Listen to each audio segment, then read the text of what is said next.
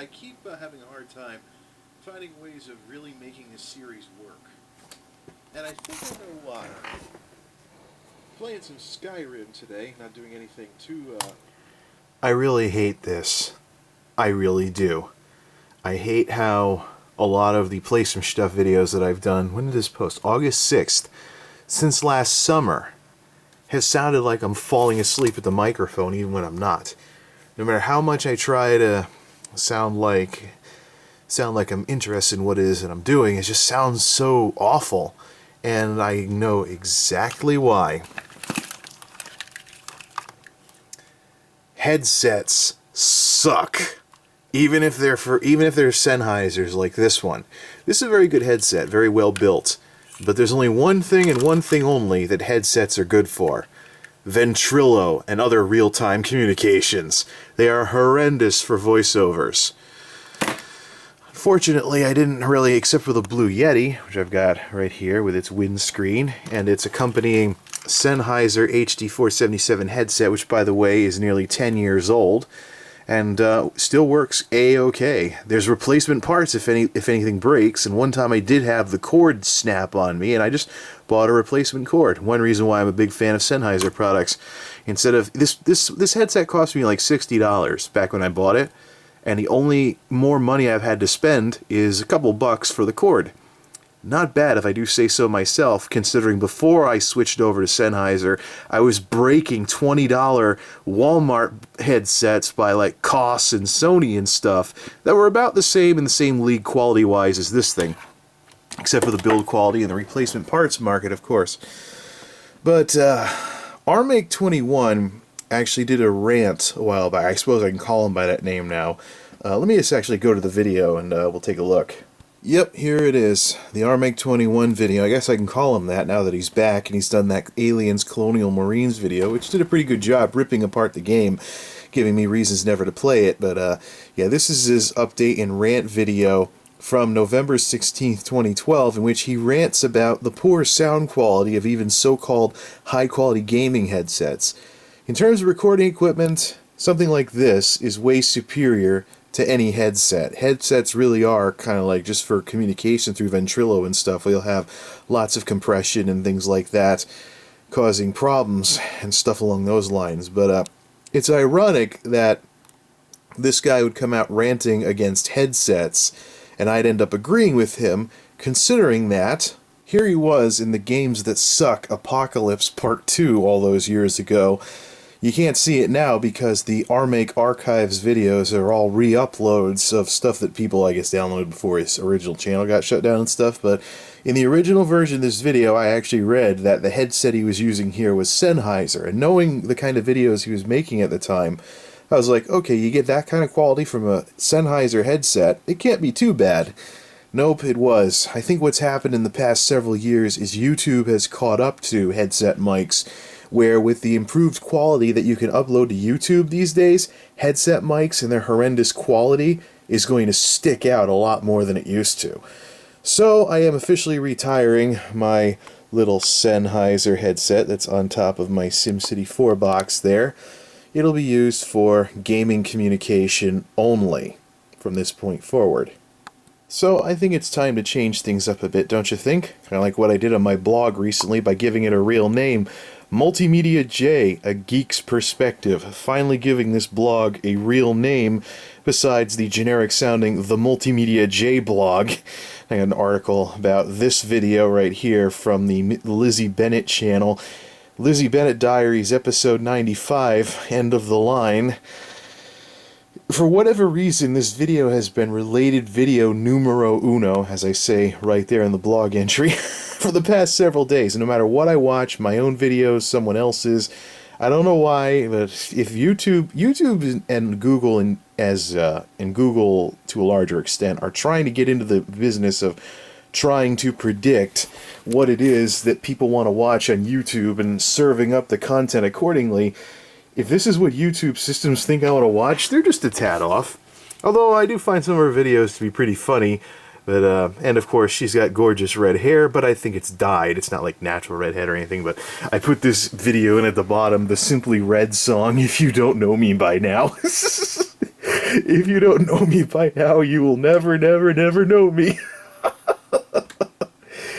And that's really been what I've been working on doing on the blog lately, is putting my own videos and other people's. Yeah, there's James and Mike play SimCity, the good SimCity, not the one that was just released. And I've actually been working on really hamming up a lot of the, there's Armake again, really hamming up a lot of the video embedding on here to talk about other videos on YouTube and stuff like that, and compare music videos and things like that.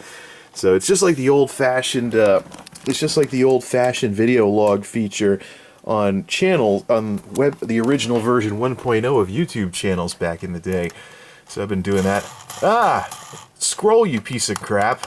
I gotta set it up so it displays less entries per page to stop this kind of lag, or switch to a format that requires people to click if they go down too far. But that's what's been going on at the blog. As far as my videos are concerned, when it comes to gaming videos, I've made a few changes, including going shopping, looking for some audio-visual type equipment on the cheap. So let's go take a look at the new setup over at Piano. Well, here's the new acquisition right over here. We've got a little cheap microphone stand that unlocks and goes up and down, spins around, all that fun stuff, for my old Optimus mic that I used before I got the Blue Yeti. This is kind of a cheeseball setup that I wanted to get. I was thinking originally of getting a boom stand of some sort, but I figured, you know what, I don't want to squeeze a boom stand into this little setup over here, so I figured let's keep it simple. And being a tabletop stand, I could probably find a way to use this for the stand on the at the other computer if I ever wanted to use this microphone instead of the Blue Yeti for any recordings and stuff like that. This is the old Optimus. I used to use this and play some stuff before I went back and I got the Blue Yeti, or before I got the Blue Yeti, I should say. I guess I meant go back to the drawing board or anything. It's not the most stable stand in the world, but it's got like 3 leg things here with rubber feet on the end. It spins around, it goes up and down, though I don't need it to go up and down, and it holds the darn microphone, and it even comes with a microphone clip. Just a generic microphone clip thing that one of these suckers will fit in.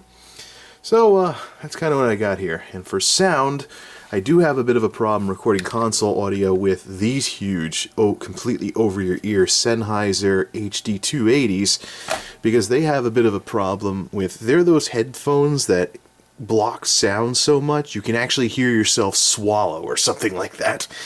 They are very well known among Sennheiser fans for their neutral sound response. They're great for recording music if you're playing an instrument, terrible for anything that would work better with more open headphones, similar to what I use with the Blue Yeti over at the other machine.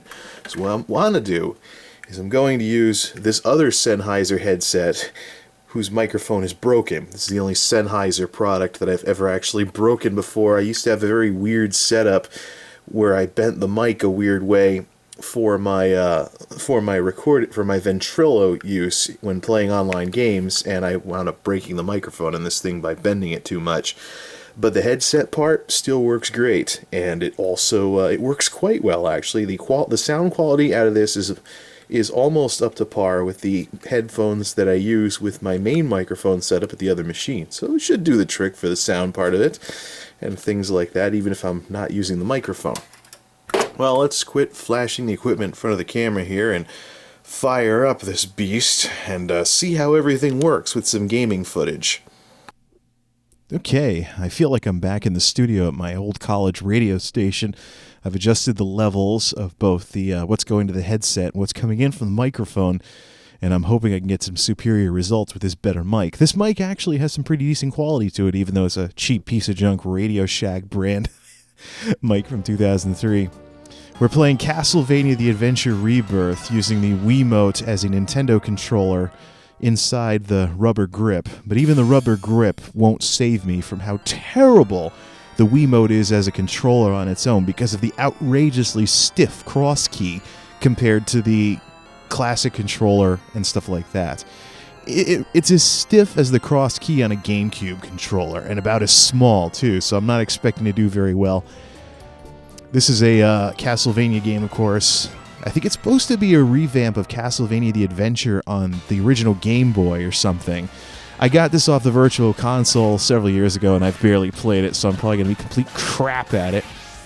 But I'm not doing this to make a gaming video. I'm doing this just to test out this microphone and get the levels right for future recordings. I can already hear through the headset that it sounds better than the headset mic.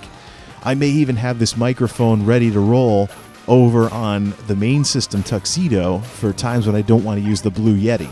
But in terms of the microphone hierarchy, the Blue Yeti is better than this, and this is better than all the headsets.